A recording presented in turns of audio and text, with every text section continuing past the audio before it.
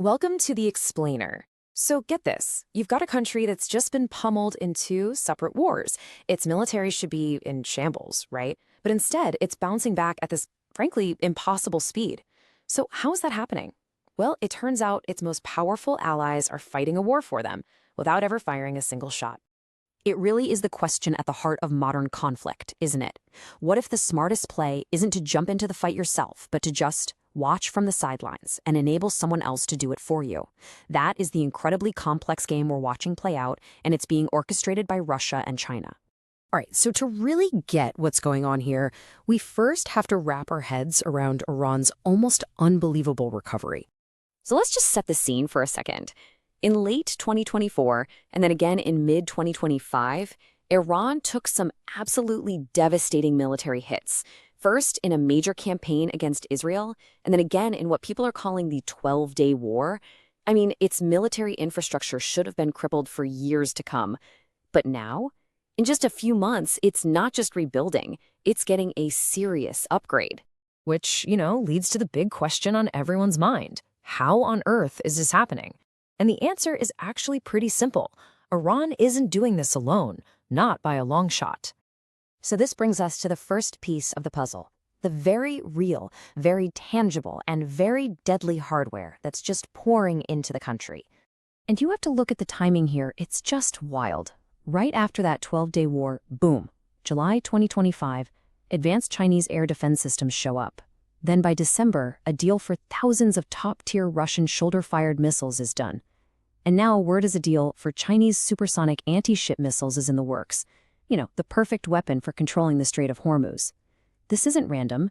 This is a systematic, high-speed rearmament. But the real showstopper, the biggest ticket item, it's this number right here, 48.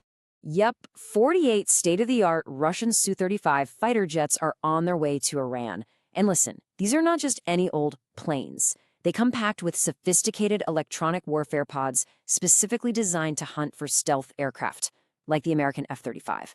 So we're not just talking about replacing old gear. This is a massive technological leap forward for them. But let's peel back another layer, because this is where it gets really interesting.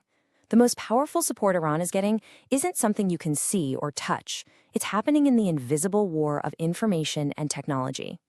And this slide just breaks it down perfectly. You've got this two-pronged approach. On one side, you have all the very obvious, very loud hardware, the jets, the missiles, but on the other, you have the quiet, covert support that makes all that hardware so much more lethal.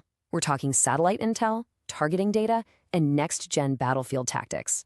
Russia is basically acting as Iran's eyes in the sky. They're reportedly feeding them satellite imagery that tracks U.S. troop and ship movements in the region.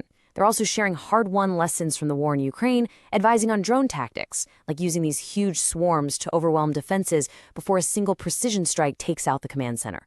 It's deadly stuff. Now, China's role here is a bit quieter, but it's an absolute game changer. Iran's military has officially switched from the American GPS system over to China's BeiDou. Why is that such a big deal? Well, BeiDou gives them incredible centimeter-level accuracy, but more importantly, it's super resistant to Western jamming.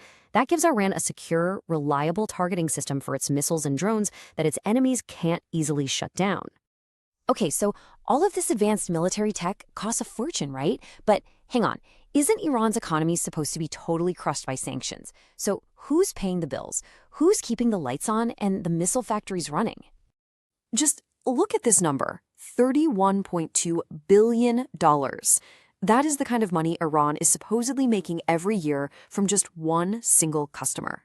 And here's the context that makes that number just so staggering. Those oil purchases from China, they account for nearly half, 45% of Iran's entire government budget. It's not just some revenue stream, it is the revenue stream. This chart just lays it all out there. China is buying up over 80% of all the oil Iran sells, and they're often getting it at a huge discount. This lets Tehran completely sidestep Western sanctions and pour that cash directly into its military. Let's be clear. Without this money, Iran's war machine would grind to a halt. But here's the twist, the real kicker in this whole story. With all this military tech and economic support, you'd think Russia and China are Iran's ride-or-die allies, right? Well, you'd be wrong. See, it's all about the fine print. Russia and China both have what they call strategic partnerships with Iran, but those agreements very specifically do not have a mutual defense clause. So what does that mean? It means they've promised to cooperate on tech and the economy, but they've made absolutely no promise to actually show up and fight alongside Iran if it gets attacked. And this quote from inside Iran, man, it says it all. During that 12-day war, when Tehran was desperate and calling for direct help, what they got was a lot of supportive words, but no actual action. You can feel the frustration. This is definitely not a friendship of equals. So, if it's not a real alliance, what is the actual strategy here? For Russia and China, it's brutally simple and honestly pretty effective. Just keep the United States bogged down, distracted, and tied up in the Middle East. I mean, just think about it from their perspective. Every dollar, every aircraft carrier, every minute of political attention the US has to spend focused on Iran is attention it's not spending in Europe, where Russia is pushing its agenda, or in the Indo-Pacific, where China is asserting its power. They aren't fighting for Iran.